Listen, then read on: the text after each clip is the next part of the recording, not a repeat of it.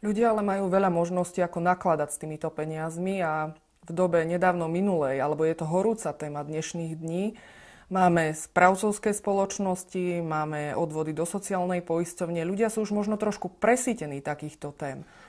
Áno, ja to beriem. Čo sa týka napríklad témy rodinných financií, u nás na Slovensku je to brané ako tabu. Ľudia sa o tom nechcú rozprávať, všetci všetko vedia a podobne. Hej. Pravda je taká, že takmer nikto tomu nerozumie a ľudia väčšinou stále využívajú služby nejakých poradcov, nechávajú si radiť a spoliehajú sa na niekoho iného. Ja tvrdím úplný opak. Ľudia sa musia spoliehať v prvom rade sami na seba.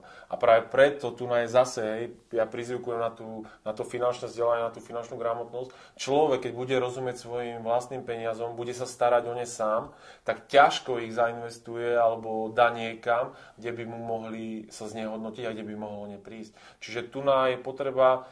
Toto je potreba pre každú rodinu, aby sa starali o svoje vlastné peniaze, aby sa nespoliehali na niekoho iného, pretože na rovinu, si povedzme, každý človek v dnešnej dobe chce v prvom rade zarobiť peniaze.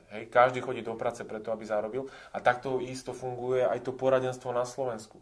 Sú to ľudia, pre ktorých je to zamestnanie, ktorí v prvom rade potrebujú zarobiť peniaze.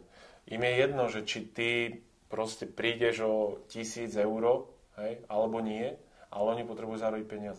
A preto je dôležité tu si uvedomiť to, že ja, keď rozumiem svojim peniazom, ja, keď sa o ne sám starám, ja potrebujem zarobiť sám na sebe? Otázka pre teba, potrebujem zarobiť sám na sebe? Nie.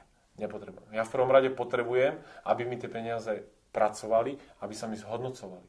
Áno, čiže ja, keď niečomu rozumiem, ja si to podľa tej svojej životnej situácie upravím tak, že ono to bude fungovať pre mňa. A nepotrebujem sa spoliehať na rady niekoho iného, pretože ja mám také informácie, že si všetko dokážem poriešiť sám.